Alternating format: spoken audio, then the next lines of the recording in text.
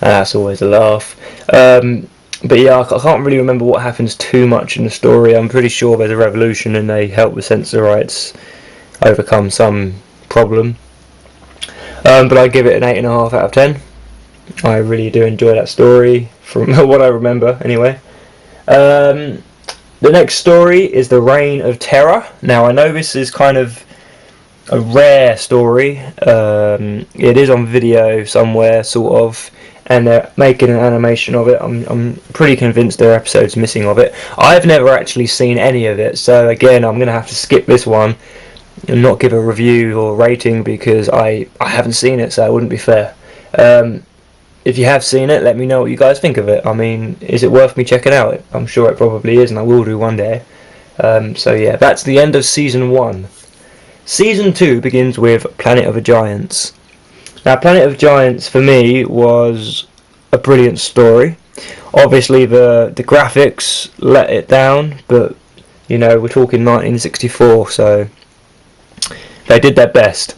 Now, if I remember rightly, the Doctor and his crew land, and they're tiny. But I think the twist at the end of the story is they're normal size, and it is literally a big, huge, giant planet with giant things on it. I might be mistaken; they might have been shrunk, but I think they're normal size. I'm not quite sure. If I'm wrong, then I'm sorry. But yeah, it's worth watching, and I should watch it again so I can remember what happens.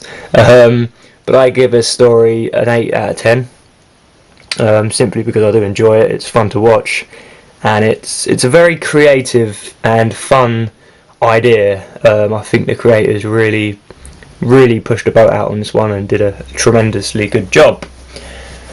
The next story is the Daleks' Invasion of Earth. Now, I love Dalek stories. I'm obsessed by Daleks, as you probably can tell in my videos. But this story kind of lacks a bit of everything, really. Again, because it's the first time we see the Daleks out of their city.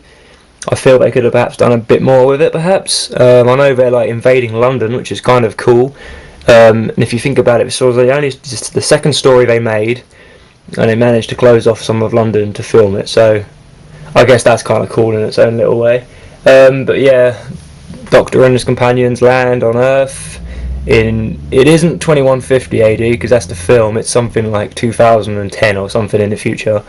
And the Daleks have invaded, and they basically find rebel humans, and they eventually stop the Daleks and defeat the Daleks.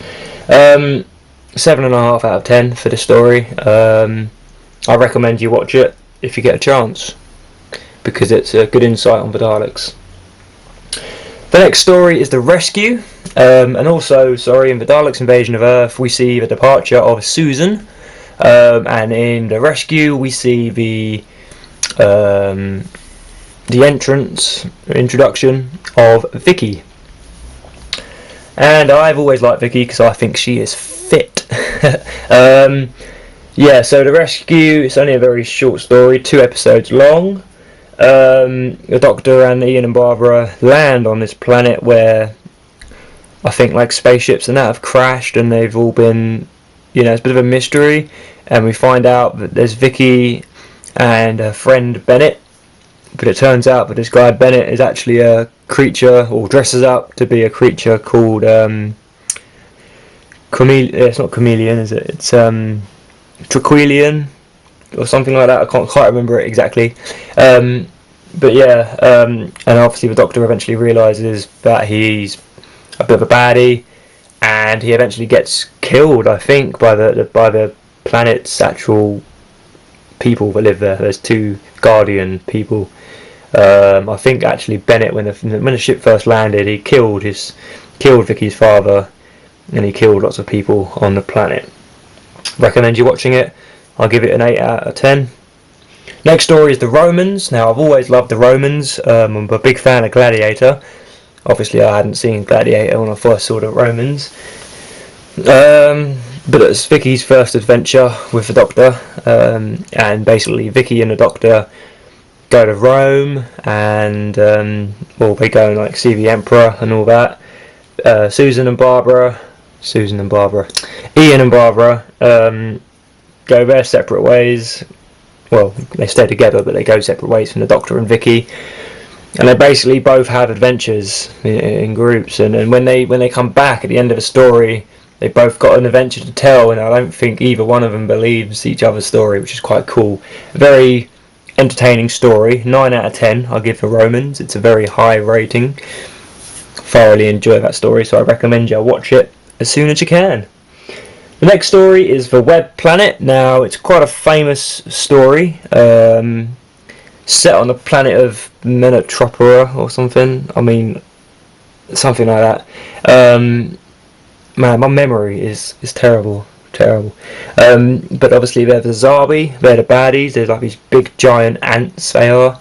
And the Menotropera, or whatever they're called, are like big butterfly things. And they're good guys. Now the graphics are tremendously bad on this story, I'm afraid. There is no way to convince me that these big butterflies are flying, but they try their best, I suppose. Not the greatest of stories. It's one of the last stories I'd seen, the last one. I'd seen all the other stories and then I saw The Web Planet. I actually saw it for the first time on DVD, I think, actually. Wasn't very impressed with the whole story, really. Basically, the Zarbi are the baddies and they fight against the Zarbi and overcome them, really. 6 out of 10 for The Web Planet, I'm afraid. You may disagree, or we may agree, I don't know. Let me know. Next story is The Crusade. Now, The Crusade has episodes missing, which royally pisses me off. When I had it on video, it came with a big box, and the box had a key ring, and it had postcards and a CD, and all this mumbo jumbo. Very expensive it was in those days. All I can really remember of the story is it's got a guy called Julian Glover, and he's awesome. He's later on in City of Death and other various stories. He plays Richard the Lionheart. Don't really remember what happens in it, really. I mean, it's just a bit of a story. I don't know. I can't really give much of a rating for it, really, because I don't really remember it. But I'll give it a 6 out of 10. That's my thing. Recommend you watch it if you're a Julian Glover fan. If you're not, then probably skip it for now. The next story is for Space Museum. Now, the Space Museum is one of my all-time favourite William Hartnell stories. It basically involves the Doctor and his companions. They land on a planet which is basically a huge space museum. There's even a Dalek in this story, which is quite interesting. It's just great, and again it's about rebels uprising against society, so that's kind of anarchistic, and it's kind of a good story.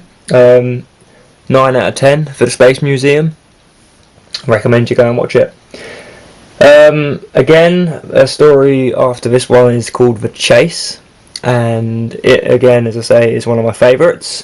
Third time we've seen the Daleks, and they're really becoming menacing and famous by this time. Early 1965 we're now in. The chase is fantastic. I mean, you see all various types of Daleks, and basically the storyline goes the Doctor and his companions are being chased through space and time by the Daleks, and it's a fascinating story. One of my favourite Dalek stories of all time, although the first episode always bores me a little bit, really. But yeah, it's a fantastic story. 9 out of 10. Recommend you go and see it. The final story of season 2 is A Time Meddler. Now, A Time Meddler is a fantastic story again. They basically land, the Doctor and his companions. Also, sorry, in the previous story, The Chase, Barbara and Ian have left, and now it's just Doctor and Vicky. But they pick up Stephen, and he's in The Time Meddler. The Time Meddler is about a meddling monk who also has a TARDIS. Not quite sure if they confirm he's a Time Lord. I think he might have stolen the TARDIS, but he isn't a Time Lord. I don't think he's a Time Lord. But he basically wants to change the course of history. with the Vikings and all that, and that's a fantastic story. 8.5 out of 10 for the Time Meddler. Definitely worth checking it out at some